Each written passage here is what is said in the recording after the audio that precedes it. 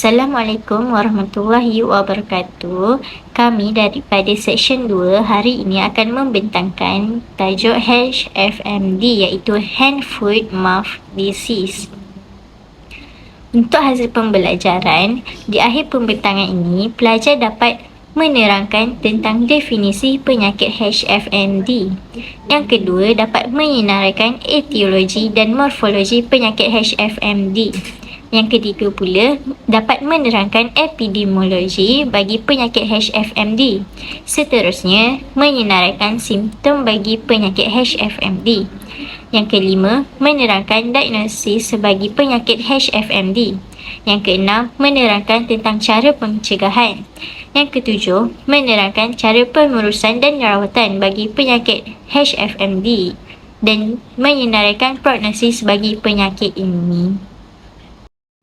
Seterusnya, untuk definisi penyakit HFMD ini ialah HFMD ataupun Hand Foot Mouth Disease ialah penyakit tangan, kaki dan mulut. Penyakit ini adalah penyakit berjangkit biasa yang biasanya menyerang bayi dan kanak-kanak.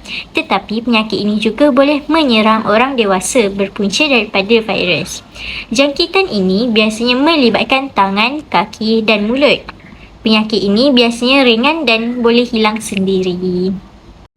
Seterusnya, saya Nur Syarafina Zahira akan menerangkan berkaitan punca berlakunya HFMD. Penyakit HFMD ini disebabkan oleh jangkitan sistemik dengan extrovirus manusia. Extrovirus manusia terdiri dari satu genus dari kumpulan jin Piconaviridae, antara ahli keluarga gen enterovirus yang menjangkiti manusia, termasuklah virus Coxsackie A16 dan juga Extrovirus 71. Virus ini boleh ditemui dalam saluran pernafasan dan juga najis, serta di dalam lemper berair yang terbentuk pada tangan dan juga kaki. Virus tersebut kekal mudah berjangkit pada permukaan keras untuk beberapa hari. Individu dengan penyakit ini boleh menular jangkitan melalui rembesan daripada hidung ataupun cecair tekak, air liur, cecair daripada lepuh, najis dan juga titisan air yang disembuh ke udara selepas batuk dan juga bersin. Seterusnya, untuk morfologi, terdapat dua jenis virus utama penyebab berlakunya HFMD ataupun penyakit tangan, kaki dan juga mulut. Pertama adalah Coxsackie A16. Coxsackie A16 ialah zarah icosahedral yang kecil, iaitu di mana hanya mempunyai diameter 30 nm. Virus ini tidak bersampul dan mengandungi genom RNA virus beruntai tunggal serta terdapat deri positif pada virus Coxsackie A16. Selain itu, polidenilasi virus ini lebih kurang 7.4 kb sahaja. Kedua, adenovirus 71 ialah zarah varian icosahedral symmetry dengan diameter kira-kira 20 hingga 30 nm. Virus ini tidak bersampul dan mengandungi genom RNA virus beruntai tunggal. Virus adenovirus ini adalah ejen jangkitan paling kecil, iaitu virus hanya boleh dilihat dengan mikroskop elektron. Saya Nur Aisyah binti Mak Lazim akan menerangkan berkaitan dengan epidemiologi. Jangkitan virus ini bukan berasal dari satu kawasan sahaja, akan tetapi berlaku di seluruh dunia, terutamanya dalam kalangan kanak-kanak yang berumur bawah daripada 7 tahun. Kanak-kanak ni lebih cenderung dijangkiti berbanding dengan orang dewasa. Berdasarkan data statistik pada 13 Mei 2023 menunjukkan kiraan minggu sebanyak 9,822 kes dilaporkan. Tetapi, terdapat juga peningkatan kes HFMD dikesan sehingga melebihi paras amaran kebangsaan iaitu 1,150 kes seminggu. Antara kawasan yang terdedah kepada HFMD ialah Tasca dan kawasan perkemahan pada musim panas. Terima kasih. Assalamualaikum, saya Na'alia Atika binti Nak Azizi. Saya akan menerangkan tentang ujian diagnosis.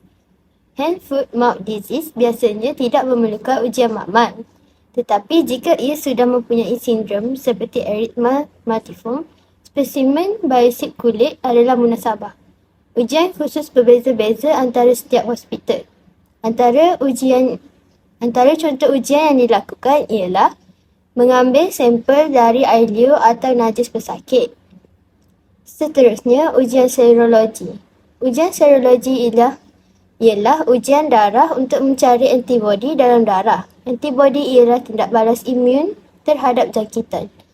Ujian serologi juga memberi tumpuan kepada protein yang dibuat oleh sistem imun. Contoh ujian makmal yang sering dilakukan ialah ahli kesihatan akan melakukan ujian culture swab untuk mengambil sampel dari air liur. Seterusnya, air liur akan diambil melalui kerongkong untuk dihantar ke makmal. Periksa suhu badan pesakit kerana hand, foot, mouth disease boleh menyebabkan demam. Selain itu, berikan ubat acetaminophen untuk merawat demam menggunakan dos yang diarahkan oleh doktor. Setelah semua ujian dijalankan, sampel dari air liur akan dibawa ke makmal untuk diuji dan mengetahui keputusan. Antara cara pencegahan yang boleh kita ambil ialah: pertama, basuh tangan dengan sabun dan air sebelum dan selepas keluar daripada tandas. Yang kedua, elakkan berkongsi makanan, minuman dan peralatan seperti tuala dan berus gigi dengan orang lain. Yang ketiga, bersihkan mainan dan permukaan yang sering disentuh oleh anak-anak. Yang keempat, menutup mulut dan hidung ketika bersin. Yang terakhir, hindari anak-anak dari tempat awam yang sesak seperti sekolah, pasar dan tempat permainan. Seterusnya, saya Zaisyah Jafrina binti Syamariza dengan nombor KBJ 2315-10953 akan menerangkan tentang pengurusan darawatan. Pengurusan darawatan sangat penting untuk mengurus dan merawat pesakit yang menghidapi HFMD supaya ia tidak berjangkit dan merebak kepada orang lain. Yang pertama, anestetik oral topikal. Ia dapat membantu melegakan kesakitan kudis atau ulcer di dalam mulut. Contoh ubat yang boleh digunakan adalah acetaminophen. Yang kedua, makan makanan yang lembut. Makan makanan yang lembut seperti sup atau bubur untuk memudahkan pesakit supaya tidak perlu mengunyah. Yang ketiga, mengambil ubat demam. Ubat demam seperti paracetamol dapat menurunkan suhu badan dan sebagai ubat tahan sakit sekiranya pesakit mempunyai simptom sakit badan dan sebagainya. Yang keempat, minum air masak. Galakkan pesakit untuk minum air masak yang mencukupi agar pesakit tidak mengalami dehidrasi yang boleh memburukkan lagi gejala HFMD. Seterusnya, saya Amira Azrin binti Yunus, nombor KBJ 2315109918 akan menerangkan tentang prognosis. Prognosis ini ialah ramalan tentang penyembuhan penyakit HFMD ini. Yang pertama, jangka hayat penyakit HFMD ini tidak berpanjangan. Kebanyakan kanak-kanak sembuh dalam masa kurang daripada 2 minggu dengan rawatan yang minimum. Yang kedua pula, ubat-ubatan yang direka untuk mengurangkan demam atau ubat tahan sakit sangat membantu proses penyembuhan seperti acetaminophen atau ibuprofen. Yang ketiga pula, jangkitan ini jarang berulang ataupun berterusan. Walau bagaimanapun, sesetengah pesakit bagi penyakit HFMD ini mungkin mengalami beberapa komplikasi yang serius, termasuklah stomatitis dan meningitis.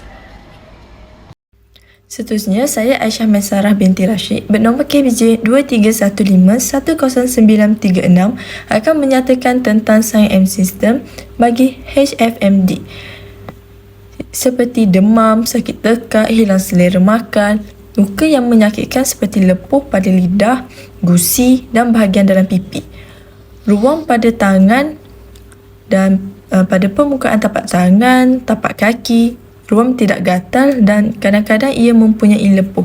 Bergantung pada warna kulit, ruam mungkin kelihatan merah, putih, kelabu atau hanya kelihatan sebagai benjolan kecil.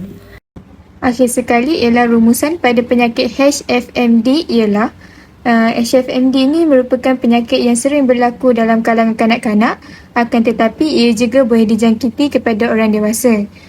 Umumnya penyakit ini berpunca daripada virus Coxsackie 16 dan enterovirus 71. HFMD ini ia boleh dirawat dengan menggunakan ubat dan kaedah yang betul. Terima kasih.